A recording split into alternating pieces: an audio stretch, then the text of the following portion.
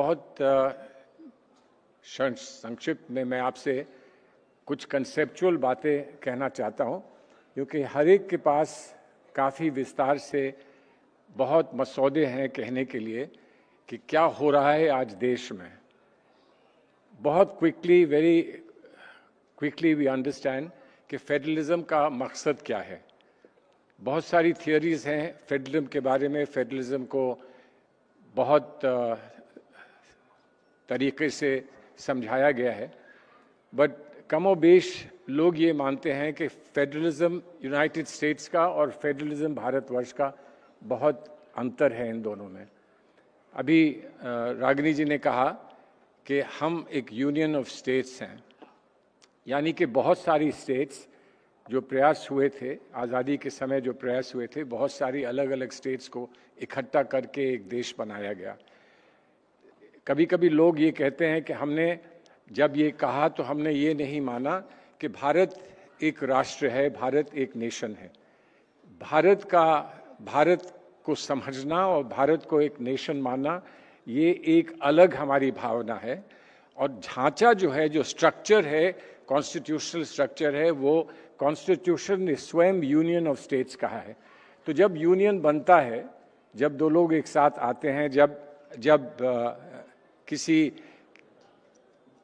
किसी युग में अलग अलग लोग साथ मिलते हैं, साथ आते हैं, साथ बैठकर बात करते हैं, संवाद करते हैं और फिर कुछ निर्णय लेते हैं कि हम एक साथ काम करेंगे, तो वो एक कॉन्ट्रैक्चुअल अरेंजमेंट होता है। हम जानते हैं कि कॉन्ट्रैक्चुअल अरेंजमेंट क्या होता है, कि हर एक के उसमें कुछ अधिकार होते हैं, कुछ लेन देन होता है, कुछ आप प्रस्तुत करते हैं, कंसिडरेशन जिसे कॉन्ट्रैक्ट में कहते हैं, कि क्या बुनियाद होती है, क्या व्यवस्था कैसी होती है, जिसके आधार पे ये कहा जा सके कि अब ये जो संधि है, ये जो कॉन्ट्रैक्ट है, ये बाइंडिंग है।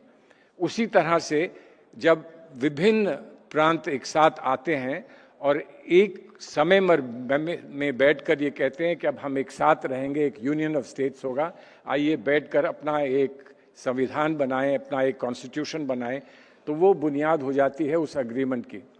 अभी 2 मिनट बाद मैं कश्मीर का उल्लेख हुआ था, तो कश्मीर के बारे में भी कुछ कहूँगा।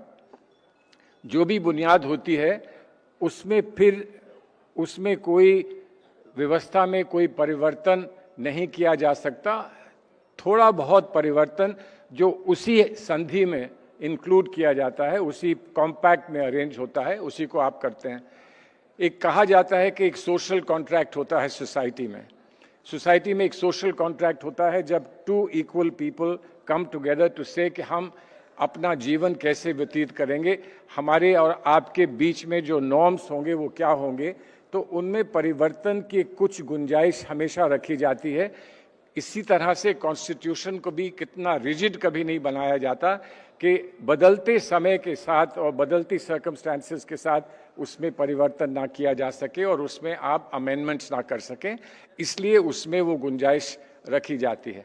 अब हमारे कॉन्स्टिट्यूशन में ये तो अब हम अच्छी तरह जानते हैं, आप लोग सब वकील हजरात हैं, आप अच्छी तरह जानते हैं कि सुप्रीम कोर्ट ने इस बात को उजागर बार बार किया है और इसमें जो बहुत इम्पोर्टेंट जजमेंट है वो 9 जजेस का जजमेंट SR बोम्मई का जजमेंट है, जिसमें इस बात को स्पष्ट किया गया है कि हमारा फेडरल स्ट्रक्चर जो है वो बेसिक स्ट्रक्चर से जुड़ा है, बुनियादी है। फेडरल स्ट्रक्चर बुनियादी है, हमारे बेसिक स्ट्रक्चर से जुड़ा है और फेडरल स्ट्रक्चर को सुरक्षित रखना, हमारे जो बुनियादी स्ट्रक्चर है, बेसिक स्ट्रक्चर है, उसको प्रोटेक्ट करने का है और उसको सिक्योर रखने का है। तो ये बात तो बड़ी स्पष्ट है, लेकिन आखिर पर्पस क्या है? ये तो एक हिस्टोरिकल फैक्ट है कि सब लोग साथ आए और एक यूनियन ऑफ स्टेट्स बनी और उस यूनियन ऑफ स्टेट्स को एक्सप्रेस हमने अपने कॉन्स्टिट्यूशन में किया थ्रू द कॉन्स्टिट्यूएंट असेंबली। उसमें अंबेडकर जी का जो योगदान रहा और उनकी जो दूरदर्शिता रही और उनके विभिन्न सम्मानित साथियों की जो दूरदर्शिता रही, उसका उल्लेख हम लोग बार बार करते हैं और उसको हम अच्छी तरह से जानते हैं। लेकिन फेडरल स्ट्रक्चर का बुनियादी मकसद क्या हो सकता है? What was the reason why we need a federal structure?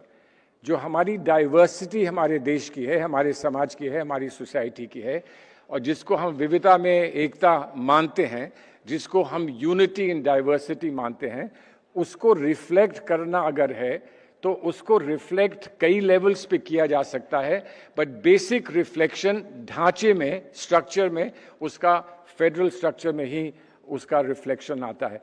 हर प्रांत के, हर क्षेत्र के अपने अपने एस्पिरेशंस होते हैं, अपने अपने इंस्पिरेशंस होते हैं, अपनी भाषा होती है, रहन सहन होता है, अपनी कार्यशैली होती है, अपना कल्चर, अपनी संस्कृति, अपना सब कल्चर होता है। उन सबको अगर सम्मिलित करना है और एक साथ रखना है तो कैसे रखा जाए, उसके लिए बेस्ट स्ट्रक्चर जो है वो आपका फेडरल स्ट्रक्चर है, और वो हमारा कॉन्स्टिट्यूशन इसलिए एक फेडरल स्ट्रक्चर का कॉन्स्टिट्यूशन है।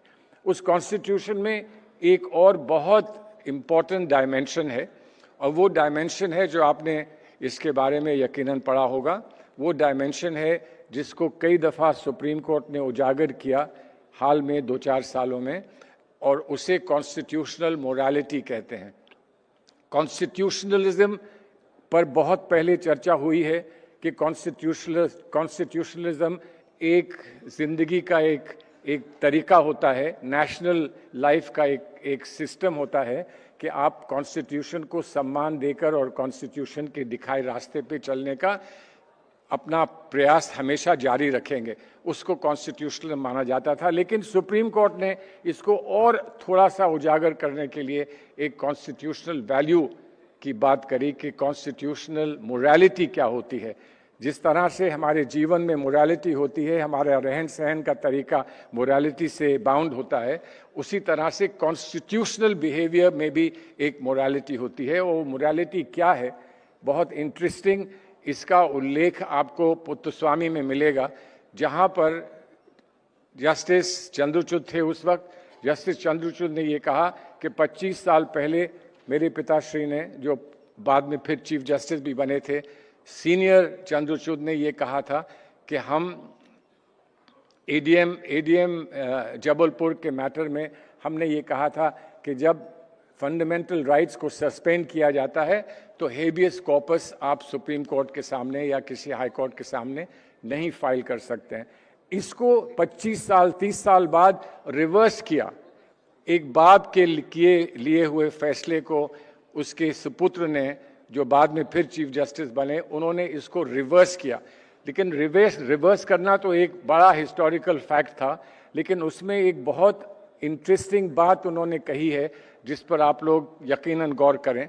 और वो बात क्या कही है कि कॉन्स्टिट्यूशन में जो भी लिखा है, कॉन्स्टिट्यूशन जो भी लिखा है, जो भी उल्लेख कॉन्स्टिट्यूशन में फंडामेंटल राइट्स का हुआ है, उससे प्रीसीड करने वाले फंडामेंटल राइट्स एग्जिस्ट करते हैं, जो कॉन्स्टिट्यूशन से पहले थे और कॉन्स्टिट्यूशन के बाद भी रहेंगे। तो आप कॉन्स्टिट्यूशन में किसी चीज़ को सस्पेंड भी करेंगे, तब भी आप उन फंडामेंटल राइट्स को, जहाँ से उन्होंने डिराइव किया द राइट टू डिग्निटी, उन फंडामेंटल राइट्स को आप डिनाई नहीं कर सकते हैं।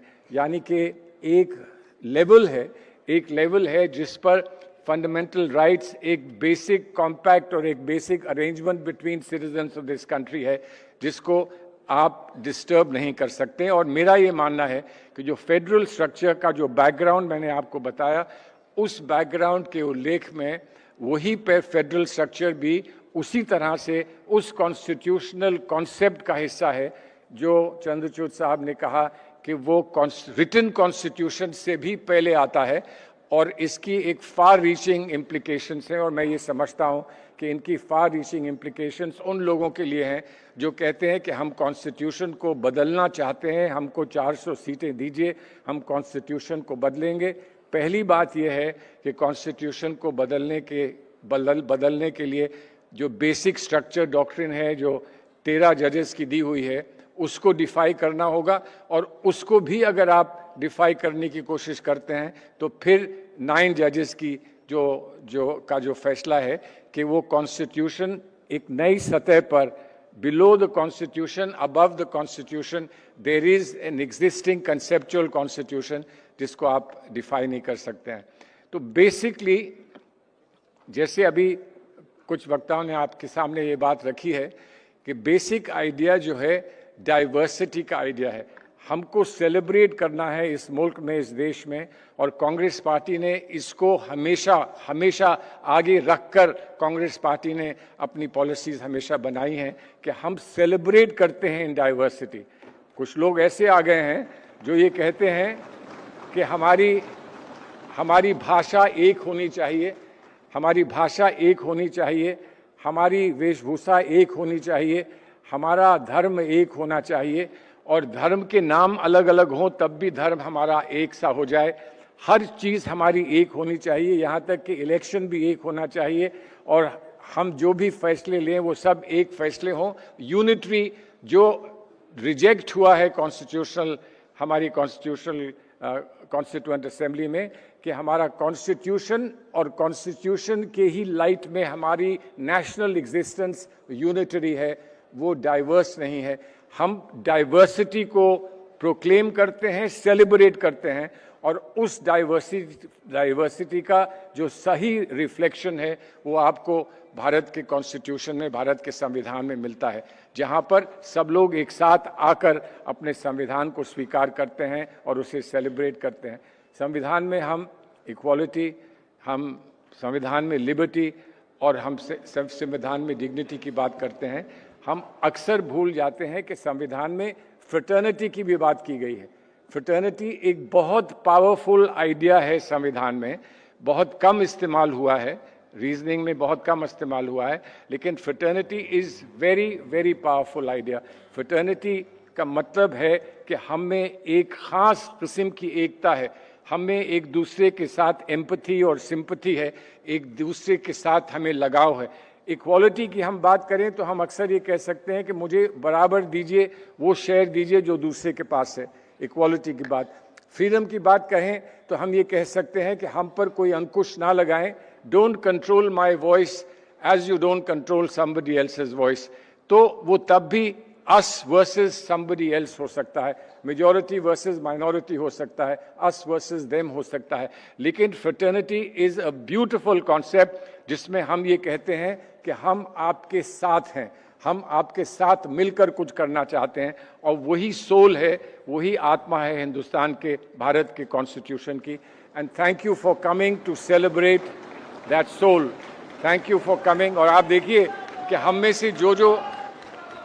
से जो आपके सामने अपने विचार रख रहा है, तो उसमें कुछ विचार हम हिंदी में रखते हैं, कुछ विचार हम अंग्रेजी में रखते हैं। इससे बेटर फेडरलिज्म क्या होगी कि दो भाषाएं मिलकर यहाँ पर आपके सामने इस बात को रख रहे हैं। और यकीनन यहाँ वो लोग हैं जो और भाषाओं को इसमें जोड़ सकते हैं, और मुझे उम्मीद है कि शायद कुछ और भाषाएं भी इसमें जुड़ जाएंगी। बहुत बहुत शुक्रिया, all the best, thank you.